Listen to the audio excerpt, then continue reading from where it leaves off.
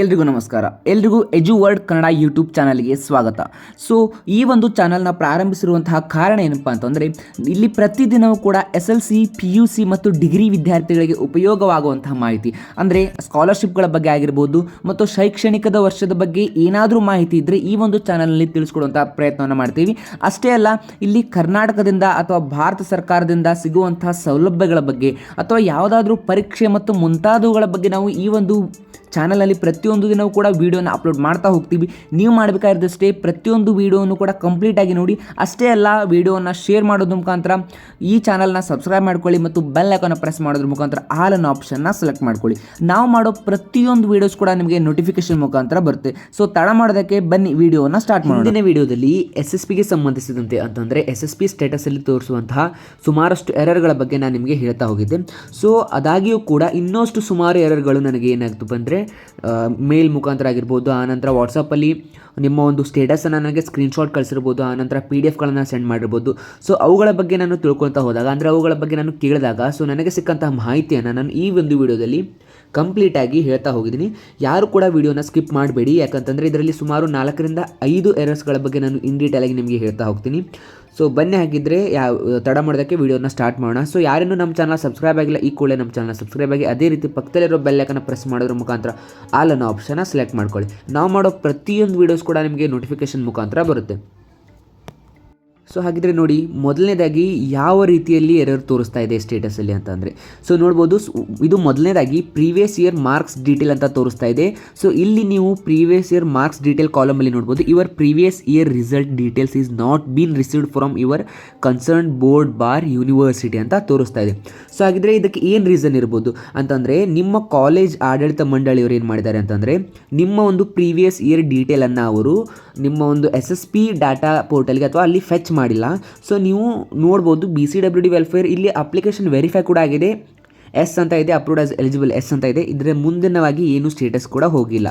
So ಹಾಗಿದ್ರೆ ಇದಕ್ಕೆ solution ಏನು ಅನ್ನೋದಾದರೆ, ನಿಮ್ಮ ಒಂದು ಕಾಲೇಜಿನ ಆಡಳಿತ ಮಂಡಳಿ ವಿಭಾಗದಲ್ಲಿ ಏನಿರ್ತಾರಲ್ಲ ಅಂತಂದರೆ SSPನ ಯಾರು ಹ್ಯಾಂಡಲ್ ಮಾಡ್ತಾರಲ್ಲ ಅವರು ಆ ಒಂದು ಕನ್ಸರ್ನ್ ಆಫೀಸರ್ ಅಥವಾ ಟೀಚರ್ಗೆ ಹೋಗ್ಬಿಟ್ಟು ನೀವು ಹೇಳಬೇಕು, ನಿಮ್ಮ ಪ್ರೀವಿಯಸ್ ಇಯರ್ ಡೀಟೇಲನ್ನು ನೀವು SSP ಡಾಟಾ ಪೋರ್ಟಲ್ಗೆ ಫೆಚ್ ಮಾಡಿಕೊಡಿ ಅಂತ ಹೇಳಬೇಕು. ಸೊ ಅದಾದ ನಂತರ ಇವಾಗ ಇನ್ನೂ ಅವರಿಗೆ ಅವಕಾಶ ಇದೆ, ಸ್ಕಾಲರ್ಶಿಪ್ ವೆರಿಫೈ ಆಗುವವರೆಗೂ ಕೂಡ ಅವರು ನಿಮ್ಮ ಡಾಟಾವನ್ನು ಕರೆಕ್ಷನ್ ಮಾಡಲಿಕ್ಕೆ ಅವಕಾಶ ಇದೆ. ಸೊ ಇನ್ನೂ ಯಾಕೆ ತಡ ಮಾಡ್ತೀರಾ, ಯಾರೆಲ್ಲ ಸ್ಟೇಟಸಲ್ಲಿ ಈ ರೀತಿ ಶೋ ಆಗ್ತಾ ಇದೆ, ಪ್ರೀವಿಯಸ್ ಇಯರ್ ಡೀಟೇಲನ್ನು ನಾವು ಇನ್ನೂ ನಿಮ್ಮ ಕಾಲೇಜಿಂದ ನಮಗೆ ಫೆಚ್ ಆಗಿಲ್ಲ ಅಂತಂದರೆ, ಸೊ ಬೇಗ ಹೋಗ್ಬಿಟ್ಟು ನಿಮ್ಮ ಕಾಲೇಜ್ ಕನ್ಸರ್ನ್ ಡಿಪಾರ್ಟ್ಮೆಂಟ್ ಅಥವಾ ನಿಮ್ಮ ಕನ್ಸರ್ನ್ ಆಫೀಸರ್ಗೆ ಇದನ್ನು ಮಾಹಿತಿ ನೀಡಿ ಅವರು ಇದನ್ನು ಕರೆಕ್ಷನ್ ಮಾಡ್ತಾರೆ.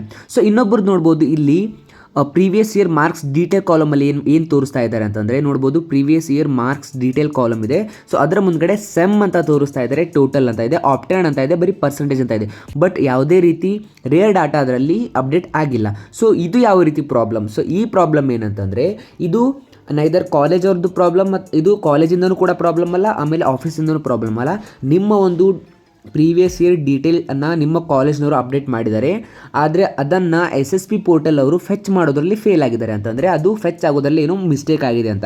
ಸೊ ಹಾಗಿದ್ದಾಗ ಏನು ಮಾಡೋದು ಅಂತಂದರೆ, ಈ ಪ್ರಾಬ್ಲಮ್ ಕೂಡ ಸೇಮ್ ಆರ್ ಎಲ್ಸ್ ಇದು ಇನ್ನೊಂದು ರೀಸನ್ಗೆ ಆಗಿರ್ಬೋದು ಅಂತ ಹೇಳ್ತಾರೆ. ಏನಂತಂದರೆ, ನಿಮ್ಮ ಕಾಲೇಜ್ ಅವ್ರು ಏನು ಮಾಡಿರ್ತಾರೆ, ನಿಮ್ಮ ಪ್ರೀವಿಯಸ್ ಇಯರ್ ಡೀಟೇಲನ್ನು ಹಾಕೋದ್ರಲ್ಲಿ ಏನಾದರೂ ಮಿಸ್ಟೇಕ್ ಮಾಡಿರ್ತಾರೆ ಅಂತಂದರೆ, ಇವಾಗ ನಿಮ್ಮ ಒಂದು previous year percentage up to 100 ಮಿಡ ಇರುತ್ತೆ. ಇವಾಗ ನೋಡಿ, ಟೋಟಲ್ ಮಾರ್ಕ್ಸ್ 600 ಹಾಕಿಬಿಟ್ಟು ಆಪ್ಟೆಡ್ ಮಾರ್ಕ್ಸಲ್ಲಿ ಏನಾದರೂ 602, 603 ಅಥವಾ 600+ ಏನಾದರೂ ಬಂದಾಗ, ಸೊ ಅಲ್ಲಿ over all round figure 100+ cross ಆಗುತ್ತೆ. ಸೊ ಹಾಗಾದಾಗ ಕೂಡ ಈ ರೀತಿ ಆಗುವಂಥ ಚಾನ್ಸಸ್ ಇದ್ದಾವೆ. ಸೊ ಇದನ್ನು ಕೂಡ ನಿಮ್ಮ ಕಾಲೇಜ್ಗೆ ಹೋಗ್ಬಿಟ್ಟು ನೀವು ಇದರ ಬಗ್ಗೆ ಮಾಹಿತಿನ ತಗೊಂಡು ಇದನ್ನು ನೀವು ಸರಿಪಡಿಸ್ಕೋಬಹುದು. ಸೊ ಇನ್ನು ಕೆಲವೊಂದಿಷ್ಟು ಸ್ಟೂಡೆಂಟ್ಸಲ್ಲಿ ಏನು ಇದಪ್ಪ ಅಂತಂದರೆ ಗೊಂದಲ. ಸೊ ನಮ್ಮ ಸ್ಟೇಟಸಲ್ಲಿ ಫಸ್ಟ್ ಲೆವೆಲ್ ವೆರಿಫಿಕೇಷನ್ ಆಗಿದೆ, ಅಪ್ಲಿಕೇಶನ್ ಕೂಡ ವೆರಿಫೈ ಆಗಿದೆ, ಕಾಲೇಜಿಂದ application backward classes welfare department and other minority welfare ಇಂದನೂ ಕೂಡ ಆಗಿದೆ. ಬಟ್ ಪೇಮೆಂಟ್ ಇನಿಷಿಯೇಷನ್ ಸ್ಟೇಟಸಲ್ಲಿ ಏನಿದೆ ಅಂತಂದರೆ, ಯಾವುದೇ ರೀತಿ ಇನ್ನು ನಮಗೆ ಡಾಟಾ ಸಿಕ್ಕಿಲ್ಲ ಅಂತಂದರೆ, ಇನ್ನು ಯಾವುದೂ ಅಪ್ರೂವ್ ಆಗಿಲ್ಲ, ಎಲ್ಲ ನೋ ಅಂತ ಇದೆ. ಸೊ ಈ ರೀತಿ ಸ್ಟೇಟಸ್ ಶೋ ಆಗುವಂತಹ ವಿದ್ಯಾರ್ಥಿಗಳು ಯಾವುದೇ ರೀತಿ ಕೂಡ ತಲೆಯನ್ನು ಕೆಡಿಸ್ಕೊಳ್ಳಿಕ್ಕೆ ಹೋಗಬೇಡಿ.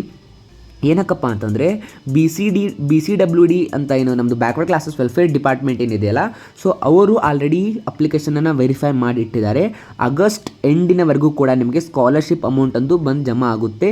ಇಲ್ಲಿ ಸ್ಯಾಂಕ್ಷನ್ ಆಗಿಲ್ಲ ಅಂತಲೂ ಕೂಡ ವರಿ ಮಾಡ್ಕೊಳ್ಳೋ ಅವಶ್ಯಕತೆ ಇಲ್ಲ. ಲಾಸ್ಟ್ ಮೂಮೆಂಟ್ ನಿಮಗೆ at the same date sanction and ನಿಮಗೆ ಅವತ್ತೇ ಕೂಡ ನಿಮ್ಮ ಅಕೌಂಟಿಗೆ ಅದು ಬಂದು ಕ್ರಿಯೇಟ್ ಆಗುತ್ತೆ. ಆ್ಯಂಡ್ ನಂತರ ಪೇಮೆಂಟ್ಸ್ ಡೀಟೇಲಲ್ಲಿ ಕೂಡ ಅದು ಅಪ್ಡೇಟ್ ಆಗುತ್ತೆ. ಸೊ ಯಾರು ಕೂಡ ವರಿ ಮಾಡ್ಕೊಳ್ಳಿಕ್ಕೆ ಹೋಗಬೇಡಿ. ಇದು ಕೂಡ ಏನಂತಂದರೆ ಆರಾಮಾಗಿ ನಿಮಗೆ ಸ್ಕಾಲರ್ಶಿಪ್ ಬರುತ್ತೆ. ಸೊ ನೆಕ್ಸ್ಟ್ ಇನ್ನೊಂದು ಏನಪ್ಪ ಅಂತಂದರೆ ಅಪ್ಲಿಕೇಶನ್ ವೆರಿಫಿಕೇಷನ್ ಸ್ಟೇಟಸಲ್ಲಿ ಅಂತಂದರೆ ಫಸ್ಟ್ ಲೆವೆಲ್ ವೆರಿಫೈ ಆಗಿದೆ, ರಿಜೆಕ್ಷನ್ ರೀಸನ್ ಕೂಡ NA ನಾಟ್ ಅಸೆಸ್ ಅಂತ ಇದೆ, ಅಂದರೆ ಏನು ಪ್ರಾಬ್ಲಮ್ ಇಲ್ಲ ಅಂತ ಇದೆ.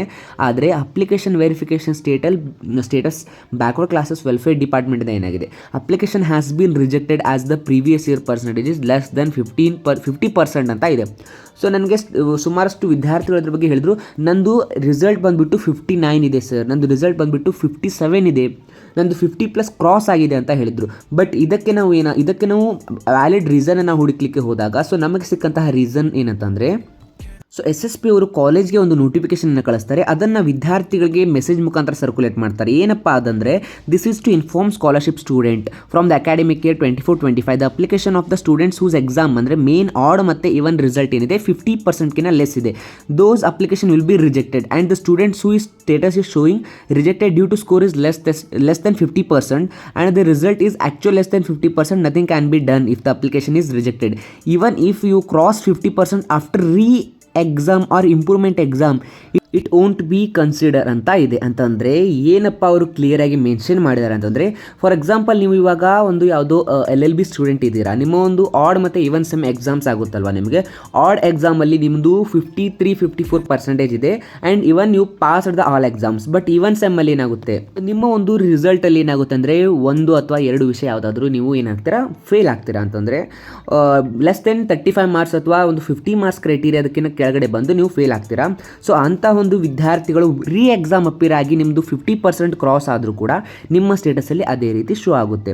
ಸೊ ಇನ್ನು ಇದು ಲಾಸ್ಟ್ ಆ್ಯಂಡ್ ದ ಮೋಸ್ಟ್ ಸುಮಾರಷ್ಟು ವಿದ್ಯಾರ್ಥಿಗಳು ಫೇಸ್ ಮಾಡಿರ್ತಕ್ಕಂಥ ಪ್ರಾಬ್ಲಮ್ ಏನಪ್ಪ ಅಂತಂದರೆ, ಅಪ್ಲಿಕೇಶನ್ ವೆರಿಫಿಕೇಷನ್ ಸ್ಟೇಟಸ್ ಏನಾಗಿದೆ SS ಅಂತ ಇದೆ. ಬಟ್ ಎಲ್ಲಿ ಪೇಮೆಂಟ್ ಸ್ಟೇಟಸ್ವರೆಗೆ ಬಂದಾಗ ಪೇಮೆಂಟ್ DBTಗೆ ಹೋಗಿ ಅಲ್ಲಿ ಪುಷ್ ಟು DBT S ಅಂತ ಆಗಿ ರೆಸ್ಪಾನ್ಸ್ ಬ್ಯಾಂಕಿಂದ ಏನಂತೂ DBT ಪೋರ್ಟಲಿಂದ ಫೆಚ್ ಮಾಡಿದಾಗ ತೋರಿಸಿರುವಂಥದ್ದು fail due to beneficiary wrongly sent under the scheme.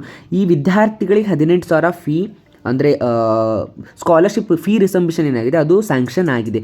But ಇಲ್ಲಿ ಸ್ಟೇಟಸಲ್ಲಿ ಅಂದರೆ at the last stage payment ಡೀಟೇಲಲ್ಲಿ ಹೋಗ್ಬಿಟ್ಟು ಈ ರೀತಿ ಶೋ ಆಗ್ತಾ ಇದೆ, failed due to beneficiary wrongly sent under the scheme ಅಂತ. ಸೊ ಏನು ರೀಸನ್ ಇರ್ಬೋದು? ಸೊ ಈ ರೀಸನನ್ನು ನಾನು ಡಿಪಾರ್ಟ್ಮೆಂಟ್ ಆಫೀಸರ್ಸ್ ಅಥವಾ ಅಲ್ಲಿ ಇರ್ತಕ್ಕಂಥವ್ರಿಗೆ ಕೇಳಿದಾಗ ಪಾಸಿಬಿಲಿಟೀಸ್ ಏನಂದರೆ, ಡ್ಯೂ ಟು ಏನಾದರೂ ಪೋರ್ಟಲಿಂದ ಏನಾದರೂ ಎರರ್ ಆಗಿರ್ಬೋದು ಅಥವಾ ಅಪ್ಲಿಕೇಶನಲ್ಲಿ ಅವರಿಂದನೂ ಕೂಡ ಏನಾದರೂ ಪ್ರಾಬ್ಲಮ್ ಆಗಿರ್ಬೋದು. ಆನಂತರ ಇನ್ನೊಂದು ರೀಸನ್ ಏನಂದರೆ, ಯಾವೊಬ್ಬ ವಿದ್ಯಾರ್ಥಿ ಅಂಡರ್ BCWD ಬರ್ತಾರೆ, ಆದರೆ ಅವರು ಅನ್ನೋನ್ಲಿ SC/ST ಹಾಸ್ಟೆಲ್ಸಲ್ಲಿ ಹಾಗೂ ಮೈನಾರಿಟಿ ರನ್ ಹಾಸ್ಟೆಲ್ಸಲ್ಲಿ ಇರ್ತಾರೆ, ಅಲ್ಲಿ ಅವರ ಡಾಟಾ ಫೆಚ್ ಇರುತ್ತೆ. ಸೊ ಅಂಥ ವಿದ್ಯಾರ್ಥಿಗಳು ಕೂಡ ಈ ರೀತಿ ಆಗೋ ಚಾನ್ಸಸ್ ಇದ್ದಾವೆ.